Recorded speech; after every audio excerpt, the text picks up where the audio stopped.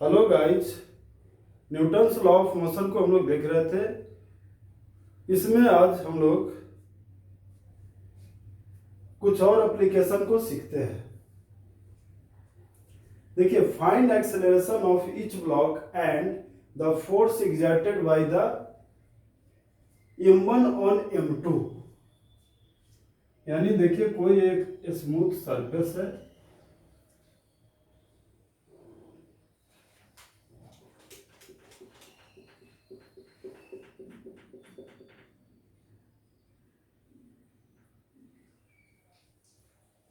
इस तरह से दो ब्लॉक सटाकर रखा गया है।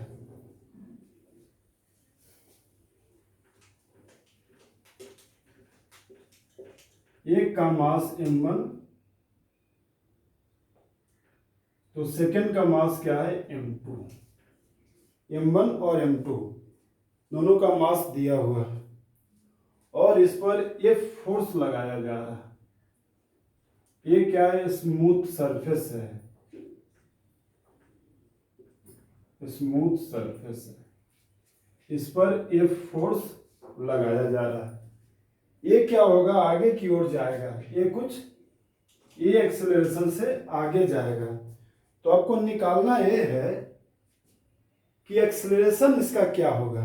तो इस क्वेश्चन को सोल्व करने के लिए सबसे पहले हम लोग फ्री बॉडी डायग्राम बनाना सीखेंगे। दोनों ब्लॉक को अलग अलग करेंगे और देखेंगे कौन कौन सा फोर्स इस पर अप्लाई हो रहा है। चलिए अलग अलग फिगर बना देते हैं।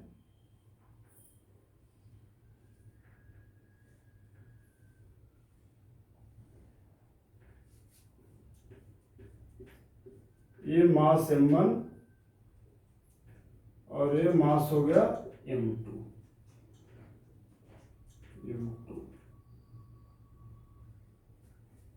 ये मास m2 हो गया। देखिए, इस पर फोर्स F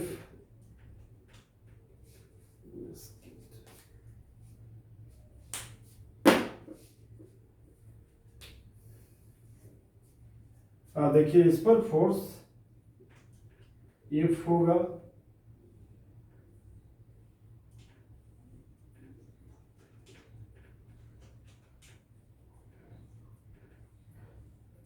इस तरह से दिया हुआ।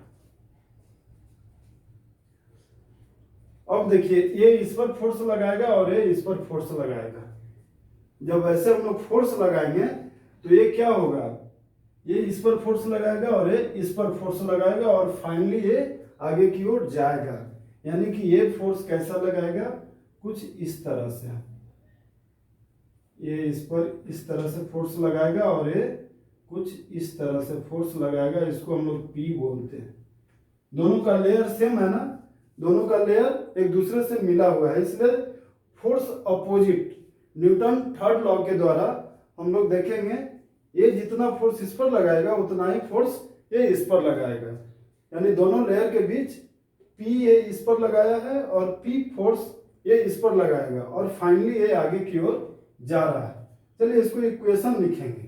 कैसे लिखते हैं ये सब तो हम लोग दिखाएंगे। ऊपर में नॉर्मल लग जाएगा, नीचे m1 जी, यहां पर भी लग जाएगा, ये m2 हो जाएगा। ये n1 इसको बोलेंगे, इसको क्या बोलेंगे? m2 जी बोलेंगे। ये सब तो हमेशा लगेगा। चलिए इक्वेशन देखते हैं। हम लोग जानते हैं कि एक्स एक्सिस के परपेंडिकुलर कोई भी फोर्स का वैल्यू क्या हो जाता है? जीरो हो जाता है। यानी n1 जीरो, m1 जी जीरो, n2 जीरो और m2 जी जीरो। यानी आगे और पीछे का फोर्स को हम लोग को देखना है। चलिए कैसे देखते हैं। पहले हम लोग इसका इक्वेशन लिखते हैं या इसका लिखते हैं, m1 का लिख लेते हैं।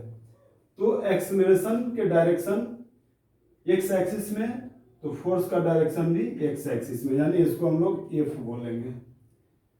और P का डायरेक्शन x के अपोजिट है, इसलिए minus P equal to m1 a। Equation first. अब देखते हैं इसके बारे में। P का डायरेक्शन एक्स एक्सिस में यानी P प्लस होगा, बस एक ही फोर्स लग रहा है, ये दोनों तो कैंसिल हो जाता है। ये तो मैं बताया हूं कि परपेंडिकुलर रहने के कारण cos 90 होता है और cos 90 का वैल्यू 0 हो जाता है, यानी P इक्वल टू आ जाएगा m2a, इक्वेशन सेकेंड।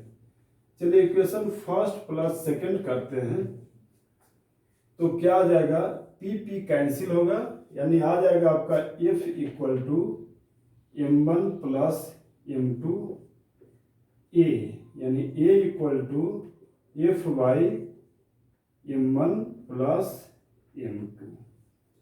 एक्सेलरेशन का वैल्यू हम लोग निकाल चुके हैं।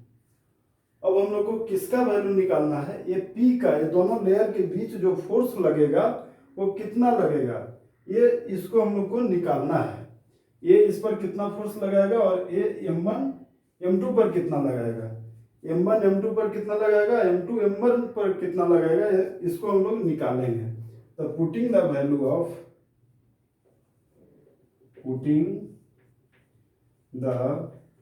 वैल्यू ऑफ A in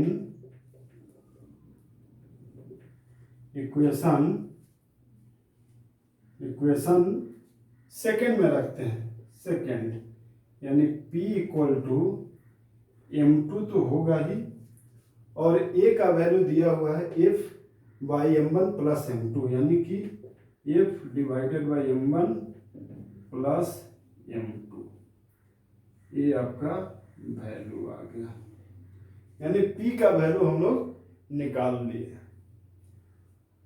उसी तरह से नेक्स्ट एप्लीकेशन में हम लोग थर्ड ब्लॉक को लेंगे, ये अभी 2 ब्लॉक का था, m1 और m2।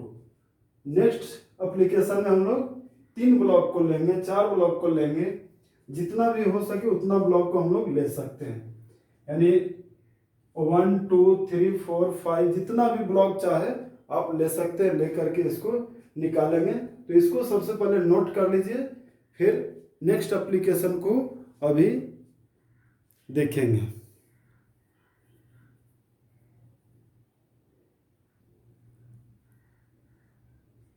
हाँ, तो आइए हम लोग नेक्स्ट फिगर को बनाते हैं।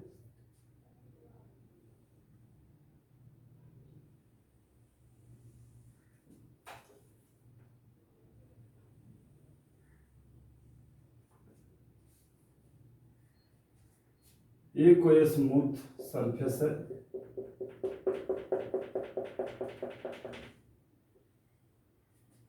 इसमें 3 ब्लॉक को रखा गया है, 1 2 3 ब्लॉक है, एक दूसरे से सटा कर रखा गया है, और यहां पर F फोर्स अप्लाई किया गया है।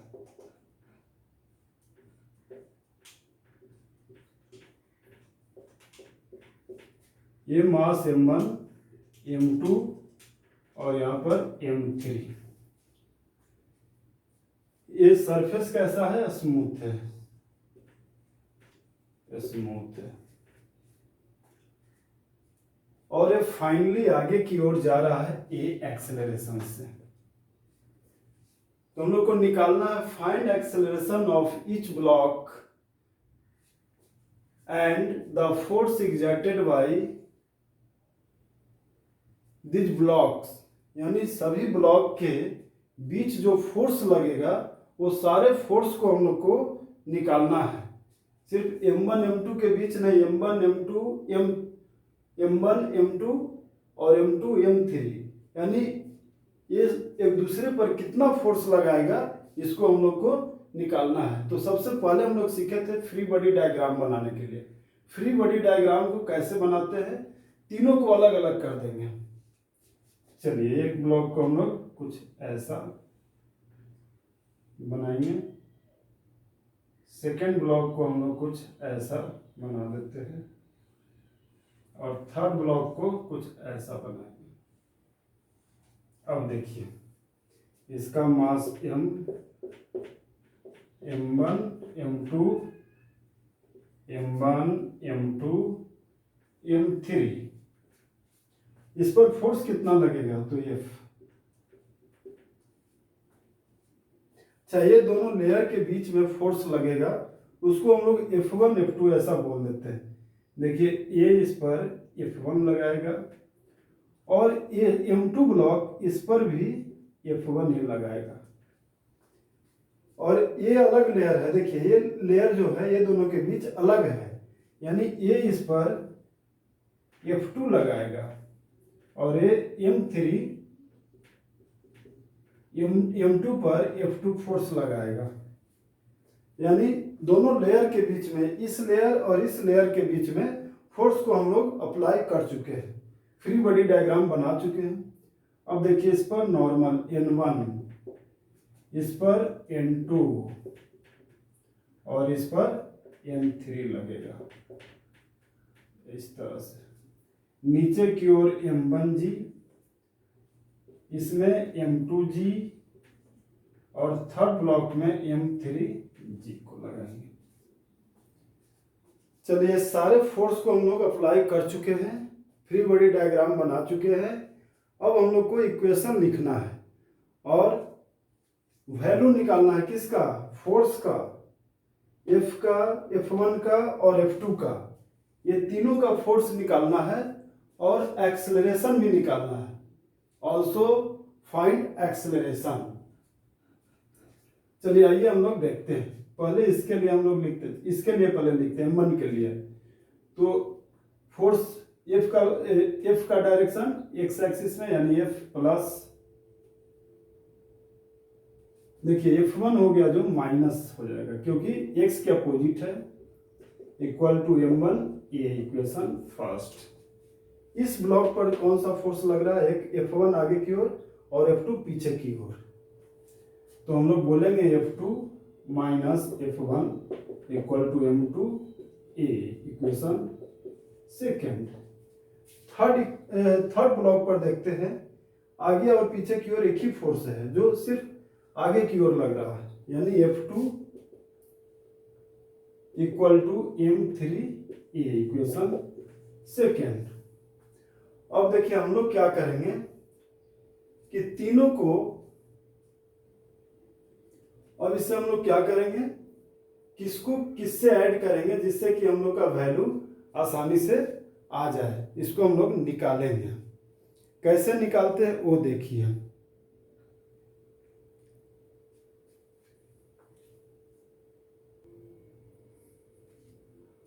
हाँ देखिए ये इक्वेशन को हम लोग गलत लिखे, यहाँ F1 आगे की ओर है, यानी ये F1 होगा और F2 पीछे की ओर है, यानी ये F2 होगा, F2 ये होगा।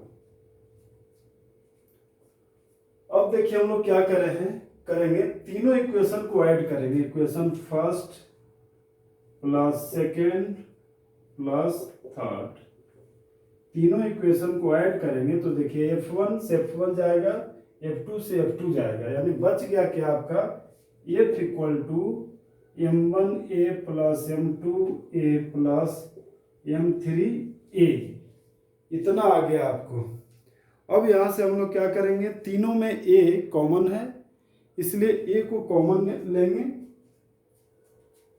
F equal to A common M1 plus M2 plus M3। चलिए यहाँ से A का वैल्यू निकालेंगे तो F divided by M1 plus M2 plus M3, ये वैल्यू अपना आ चुका है, A का वैल्यू हम लोग निकाल चुके हैं। अब यहाँ से F2 का वैल्यू निकालना हो तो सिंपली A का वैल्यू इक्वेशन थर्ड में रख देंगे तो F2 का वैल्यू आ जाएगा।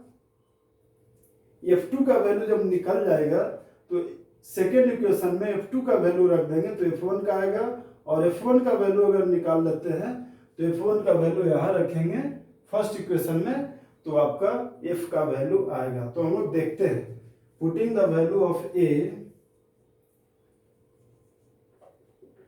Putting the value of A in equation third equation में हम लोग वैल्यू को रखेंगे, यानी चलिए रखते हैं F2 इक्वल टू आ गया आपका m2, ए का वैल्यू हो गया f divided by m1 plus m2 plus m3, आपका ये वैल्यू आ गया। ये हम लोग निकाल चुके हैं। अब f2 का वैल्यू हम लोग को किस में रखना है, f2 का वैल्यू यहाँ रख दीजिए तो f1 का वैल्यू आ जाएगा। ऐसा करते हैं, इसको पहले मिटा देता हूँ क्योंकि जगह नहीं है, इसको नोट कर लीजिए।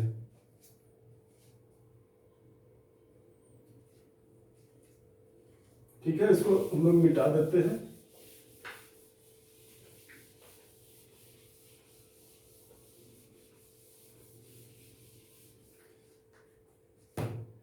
Putting the value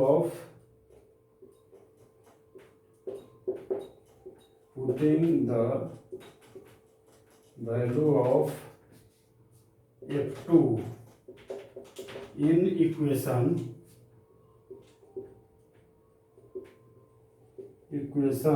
सेकेंड में हम लोग f2 का वैल्यू को रखेंगे। चलिए यहाँ पर देखते हैं, f2 का वैल्यू रखेंगे यानी f2 को इस साइड ले आते हैं।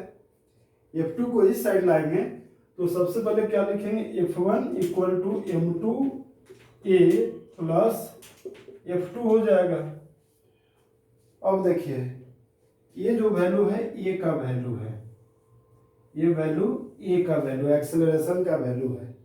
तो हम लोग ऐसा करते हैं कि f2 में f2 का वैल्यू क्या लिखेंगे, m2a ये भी हो जाएगा, यानी कि हम लोग लिखेंगे इसको क्या, f1 equal to m2a plus f2 किसके बराबर है, देखिए ये तो एक्सेलरेशन हो गया और ये क्या है, m2 है, m2 नहीं यहाँ पर क्या होगा, m3 होगा।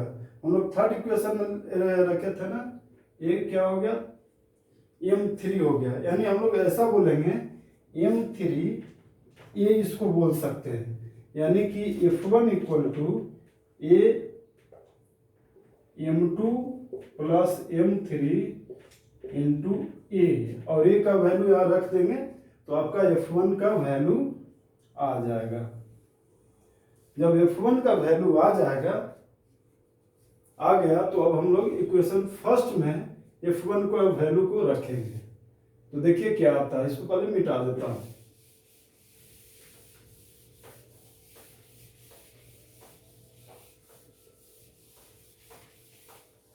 Putting the value of f1, putting the value of f1 in equation first, तो फर्स्ट में f1 को ये साइड ले जाते हैं, प्लस में हो जाएगा, यानी m1a प्लस f1, यानी f1 का वैल्यू क्या है वो रखेंगे m1a प्लस यहाँ क्या हो जाएगा, m2 प्लस m3 a हो गया। यानी हम लोग f इक्वल टू निकालते हैं तो कॉमन हो जाएगा, ये दोनों में है, इसलिए m1 plus m2 plus m3 into a, ये आपका वैल्यू आ गया। तो हम लोग f1 और f2 ये सारे वैल्यू को निकाल चुके हैं। एक्सेलरेशन इसका क्या होगा, ये सारे चीज को हम लोग निकाल चुके हैं। ठीक है, तो आज हम लोग यहाँ तक ही देखते हैं, इसको पहले नोट कर लीजिए। Thank you. नेक्स्ट वीडियो में हम लोग और भी एप्लीकेशन को देखेंगे। उसके बाद SC वर्मा, M करीम, DC पांडे का बुक पर जो भी न्यूमेरिकल दिया हुआ है उस बुक में उसको भी हम लोग देखेंगे। Thank you.